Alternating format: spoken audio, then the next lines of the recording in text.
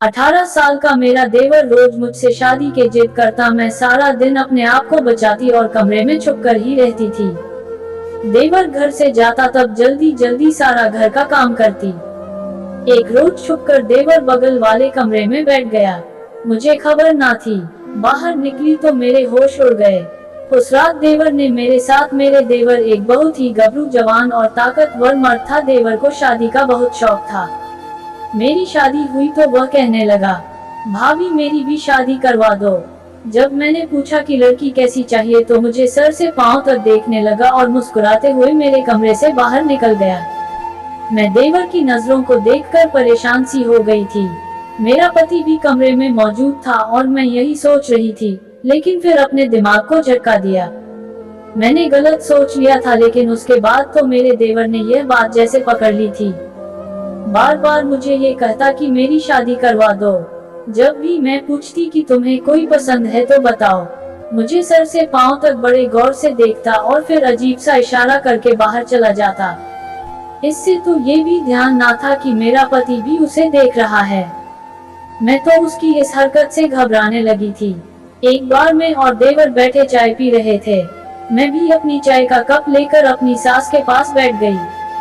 मेरा पति भी वहीं बैठकर चाय पी रहा था और मोबाइल भी चला रहा था। सास बताने लगी कि मेरे पति की मंगनी मौसी की बेटी से हुई थी, लेकिन फिर मौसी की बेटी को एक बीमारी हो गई। उस बीमारी के वजह से उसकी तबीयत ऐसा बिगड़ी कि वह बेचारी जान से हाथ धो बैठी। उसके बाद मेरी सास कहने लगी, अगर वह जिंदा होती तो आज जावेद की बीवी तुम नहीं बल्कि वह होती। अभी मेरी सास बात कर रही थी कि जब मेरे देवर ने एकदम से कहा और भाभी मेरी बीवी होती कहना था कि मेरी सास ने इसकी कमर पर थपकी लगाई और कहने लगी कि तुझे तो शर्म नहीं आती, ऐसी बात करते हुए भाभी है, ये तुम्हारी कहने लगा। हाँ, अब तो भाभी है। जाहिर सी बात है, अगर कि भाई की शादी मौसी की बेटी से हो जाती तो फिर इन्हें तो मेरे लिए ही पसंद करती ना। आप मुझे ना जाने क्यों दिल की यह बात बहुत बुरी लगी थी। मेरी सास ने बात को हंसकर टाल दिया, लेकिन मैं वहां से उठकर किचन में चली गई। मेरा पति भी चुपचाप बैठा चाय पी रहा था। उसके बाद मेरे देवर को जैसे छूट मिल गई थी। कभी कहता, गुलाबी रंग में बहुत प्यारी लगती है, ऐसा करें, गुलाबी रंग के कपड़े पहना करें, और मैं उसे घूरने लगती। शायद मेरी नागवारी को देखकर ही वो पीछे हट जाए। लेकिन वह बहुत ही अजीब किस्म का शख्स था। मेरा पति बहुत ज्यादा शक्की मिजाज का था। उसने कभी मुझसे ऐसी फरमाइश भी ना की थी कि तुम ये पहनकर अच्छी लगती हो। मेरा पति अच्छी आदत का मालिक था, लेकिन कारोबारी दिमाग का था। हर वक्त 2 और 2 के 5 बनाने के चक्कर में था। एक बार मैंने पूछा, कैसी लग रही हूँ? मुझे बस देखता रहा और कहने लगा, हाँ, तुम देखने में ठीक लग रही हो। तुम्हें क्या हुआ है? देखो बीमार ना पड़ जाना, वरना मेरे 2000 तुम पर लग जाएंगे। दूसरी तरफ मेरा देवर हर वक्त मुझे अजीब नजरों से देखता रहता। एक बार तो उसने हद ही पार कर दी। मेरे कमरे में बिना दस्तक के आ गया। मैं उस वक्त तैयार हो रही थी। जाहिर है, नई नई शादी हुई थी, इसलिए मैंने फैंसी जोड़ा पहन रखा था। मेकअप किया, बाल भी खुले छोड़ दिए। वह बिना दस्तक के मेरे कमरे में आ गया। मुझे देखकर कुछ पल तो देखता ही रहा। उसके यूं ही कमरे में आने पर मैं कुछ घबरा सी गई थी। मैंने अपना दुपट्टा भी नहीं ओढ़ा था। मैंने दुपट्टा जल्दी से उठाया और खुद पर डाल दिया। फिर उससे कहने लगी कि तुम्हें तमीज नहीं है कि किसी के कमरे आने के पहले इजाजत लेते हैं, फिर कमरे में आते हैं। तुम हो कि मुंह उठाए कमरे में चले आए। मेरे लहजे पर बजाय शर्मिंदा होने की वह मुस्कुरा रहा था। कहने लगा, अपनों से कमरे में आने की इजाजत नहीं लेते। आप कौन सा गैर है? ये कहकर मेरे बेड पर बैठ गया। मैं तो उसकी हरकत पर हैरान सी हो गई। मैंने कहा, तुम्हें कोई काम है? मेरा अंदाजा अजीब सा था। वो कहने लगा, हाँ, बहुत जरूरी काम है, बैठे बताता हूँ। लेकिन मुझे ये बात ठीक से नहीं लगी कि अकेले कमरे में देवर के साथ बेड पर बैठी हूँ। मैंने कहा, मेरे पास वक्त नहीं है। तुम्हारी फिजूलियत के लिए तुम बस इधर उधर की बातें करोगे। मुझे पता है तुम्हें कोई काम नहीं है। ये कहकर जैसे ही कमरे से बाहर निकली, मैं अपने पति से बुरी तरह से टकरा गई थी। वो शायद कमरे में आ रहे थे। मेरे टकराने पर कहने लगे, क्या हो गया? क्यों भागी चली जा रही हो? इतनी तेजी से जैसी वो अंदर आए तो देवर को कमरे में बैठा देखकर हम दोनों को देखने लगे। अपने पति को अजीब नजरों से देखते हुए मेरा तो दिल जोर जोर से धड़कने लगा था कि कहीं कुछ गलत ना समझ ले। फिर उन्होंने बड़े सख्त लहजे में देवर से कहा कि तुम यहाँ पर क्या कर रहे हो। देवर कहने लगा, भाभी से बात कर रहा था। पिछले 20 मिनट से हम दोनों बातें ही तो कर रहे थे। आओ ना भाई, आप भी बैठो, बातें करते हैं। बड़े अच्छे तरीके से उसने झूठ बोला था। मैंने कहा कि नहीं जावेद, ये झूठ बोल रहा है, मैं तो उसके साथ कोई भी बात नहीं कर रही थी, यह अभी आया था। मेरी बात सुनकर मेरा पति कहने लगा, जाओ जाकर खाना बनाओ, बातें करने के लिए तुम्हारे पास बड़ी फुर्सत होती है, थोड़ा काम की तरफ भी ध्यान दिया करो। पहली बार मेरे पति ने मुझे इस लहजे में बात की थी। मुझे अपने देवर पर भी बहुत गुस्सा आने लगा था। मैंने खाना बनाया और टेबल पर लगाया। मेरे पति का मूड आज बहुत खराब था। रात को जब मैं सोने के लिए कमरे में आई तो वह मुझे कहने लगा, मुझे ऐसी औरतें बिल्कुल भी पसंद नहीं है जो अपने देवर से बेतुक बातें करती हैं। मैंने अपने पति से कहा कि वह झूठ बोल रहा है। जावेद कहने लगा कि मैं पिछले 20 मिनट से घर पर आया हूँ, लेकिन तुम 20 मिनट से ही कमरे में थी और वह भी कमरे में बैठा था। मुझे बेवकूफ मत समझो। मैंने उस दिन के बाद से देवर से कतराना शुरू कर दिया। मैंने उससे बातचीत भी करना बंद कर दी थी। वह जहाँ पर भी होता मैं वहाँ से निकलकर कहीं और चली जाती। एक हफ्ते तो मेरे बदले से रवैया को वो चुपचाप देखता रहा, लेकिन एक दिन कहने लगा कि आपके साथ क्या मसला है, जहाँ मैं बैठता हूँ आप वहाँ उठकर चली जाती हैं। मैंने कहा कि तुम छोटे हो, तुम्हारी वजह से तुम्हारा भाई मुझे गुस्से से घूर के देखता है। तुमने क्यों झूठ बोला कि तुम 20 मिनट से मेरे साथ बैठे बात कर रहे थे। देवर कहने लगा, मैंने तो यूं ही मजाक में कहा था, भाई को तो आदत है। फिर वो मुझे कहने लगा, मैं आपको यही तो पता नहीं आया था कि मेरा भाई बहुत ही शक वाला है, उसको शक करने की आदत है। बहुत गलत बंदे से आपकी शादी हुई है। मुझे तो आपके बारे में सोच सोच कर भी अफसोस होता है। उसकी बात से तो कुछ अजीब सा हो गया, क्योंकि मेरे पति का रवैया मुझे भी ऐसे ही लगने लगा था। लेकिन मैंने कहा कि ऐसी बात नहीं है, जावेद बहुत अच्छे और बेहतर है कि तुम मुझसे जरा दूर ही रहो। उसने मेरी बात पर अपना कंधा हिलाया और कमरे से बाहर चला गया। मैंने चैन की सांस लिया कि चलो, उसे बात तो समझ आ गई। फिर मेरे दिल में भी आने लगा कि मेरा पति अगर शक की मिजाज का है तो मुझे तो और भी ध्यान देना चाहिए। लेकिन मेरा दिल इस बात के लिए मान ही नहीं रहा था। उससे पहले कभी उन्होंने मेरे साथ ऐसा रवैया किया भी नहीं था। मेरी शादी को 2 महीना गुजर गया। इस 2 महीने में मुझे यह महसूस नहीं हुआ था कि मेरा पति शक की मिजाज का है, लेकिन पिछले कुछ दिनों से वह मुझे बहुत अजीब तरह से देख रहा था। बार बार मुझे देवर के बारे में सवाल करते, कभी कहते तुम गेट के पास खड़ी तो नहीं होती, दरवाजा तुम तो नहीं खोलती। मैं कहती नहीं, वो तो आपकी माँ ही खेलती है। वह कहने लगा, हाँ ठीक है, देखो तो बाहर के दरवाजे के पास नहीं जाना, बड़े आवारा लड़के हैं। मोहल्ले में अपने पति के बात सुनकर मुझे भी ये लगने लगा था कि शायद मेरा पति शक की किस्म का है, और हर उस काम से बचती थी जिसे मेरा पति मुझ पर शक ना करे और मुझसे खफा ना हो। लेकिन एक बार ऐसा हुआ कि सब कुछ तबाह और बर्बाद हो गया। मेरी सास मुझसे कहने लगी कि वह कुछ दिन के लिए मेरठ जा रही है अपनी बहन के पास, क्योंकि उनकी बहन बीमार है। मेरा देवर भी मेरी सास को मेरठ छोड़ने गया था।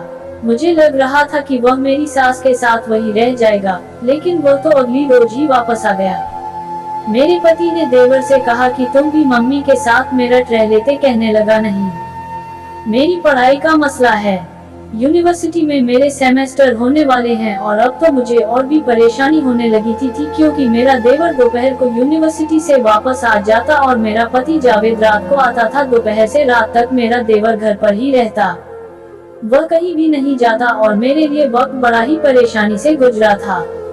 मैं अपने कमरे में भी दरवाजा लॉक करके बैठी रहती, इंतजार करती थी कि कब देवर बाहर जाए तो मैं कुछ काम करने के लिए जाऊं। यूनिवर्सिटी में होता तो मैं फटाफट से खाना बनाकर आटा गूंद के सारे काम करके अपने कमरे में जाकर बैठ जाती, लेकिन रात की रोटी तो मुझे अपने पति के आने से पहले ही बनानी होती थी।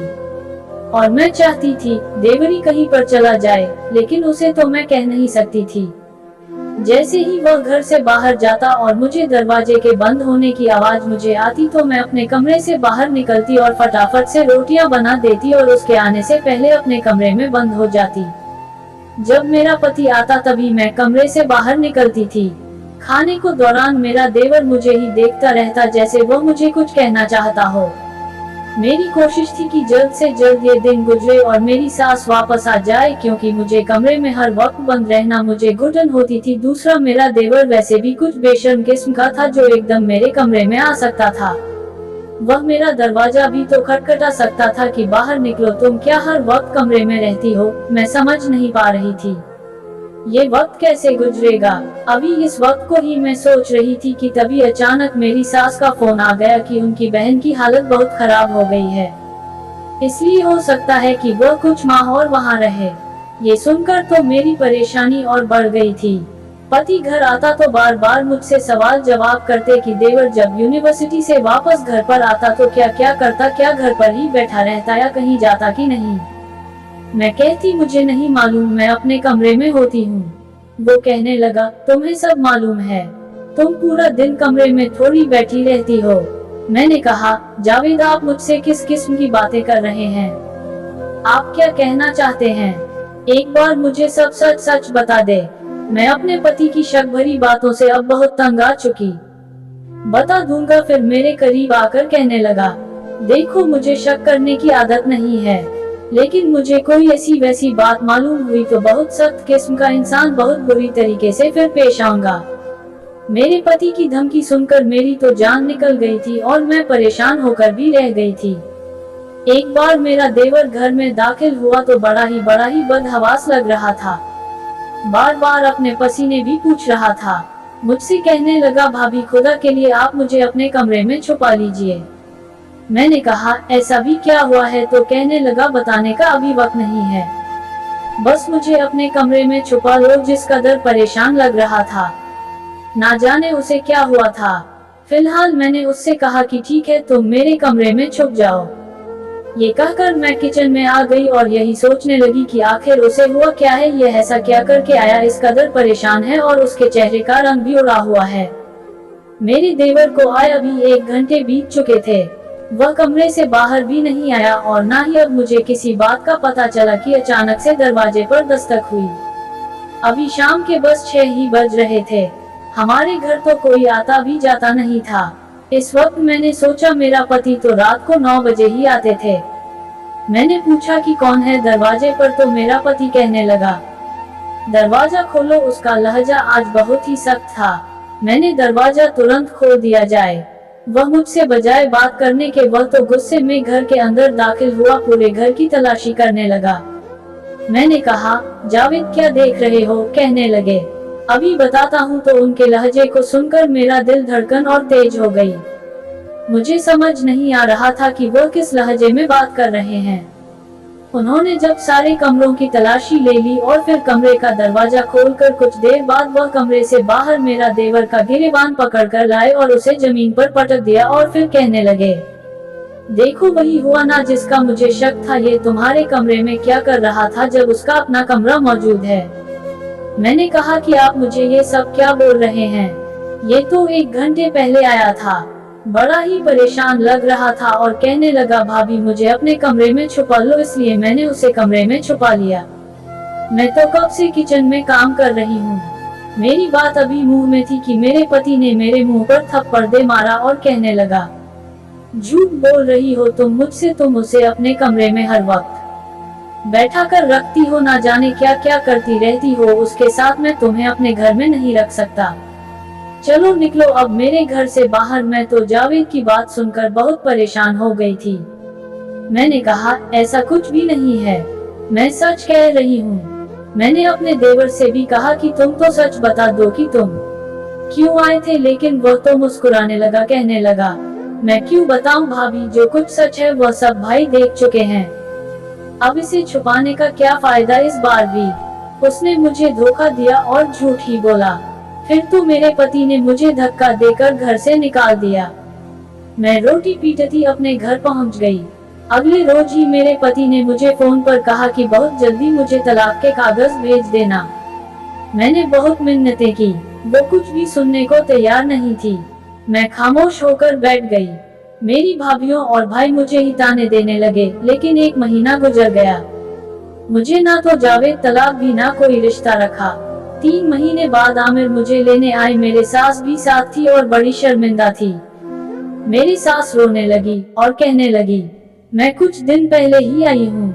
मुझे ये सब मालूम हुआ तो मैंने जावेद को बहुत डांटा और तुम्हारे देवर को भी कहा, तुमने क्यों किया ये सब, मैं तुमसे बहुत शर्मिंदा हूँ।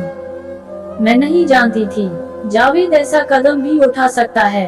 असल में उसे शुरू से ही शक करने की बहुत आदत है और उसका छोटा भाई बहुत ही मजाकिया है। इसलिए शक का इलाज करने के लिए उसने अपने भाई के सामने जानबूझकर ऐसा रवैया रखा कि तुम्हारी और उसके बीच में कुछ गलत चल रहा है। जब जावेद ने तुम्हें घर से निकाल दिया तो जावेद को एहसास हुआ कि उसे तुमसे कितनी सच्ची मोहब्बत हो गई थी। 3 महीने उसे अच्छी तरह से एहसास हो गया, तुम्हारे बगैर नहीं रह सकता।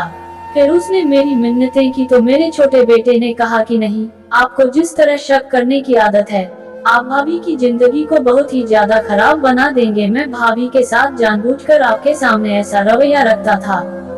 ये देखना चाहता था कि आप अपनी शादीशुदा रिश्ते को कितना अच्छे से रख सकते हो, लेकिन आपने तो एक कच्ची डोर की तरह ही समझा था। मैं आपको एहसास दिलाना चाहता था कि यह रिश्ते कितने अनमोल होते हैं। जावेद को अपनी गलती का एहसास हो गया था, इसलिए आज यह मुझे अपने साथ लाया है। ये दोबारा कभी भी तुम पर शक नहीं करेगा। और जो कुछ मेरे देवर ने किया वह एक इलाज का हिस्सा था, अपने भाई को एहसास दिला सके कि अगर वह मुझे किसी के साथ बातचीत करते देख ले या फिर मेरे कमरे में कोई मौजूद है तो इसका मतलब यह नहीं कि वह औरत ही गलत है। दोस्तों, हमें आशा है कि आप लोगों को ये कहानी पसंद आई होगी। अगर आप लोगों को ये कहानी पसंद आई है तो प्लीज हमारे चैनल अनजान वॉइस को लाइक एंड सब्सक्राइब जरूर करिएगा। एंड बेल आइकन का बटन जरूर दबाएं ताकि एक नई और दिलचस्प कहानी आप तक सबसे पहले पहुंचे। फिर मिलेंगे एक नई और दिलचस्प कहानी के साथ। धन्यवाद।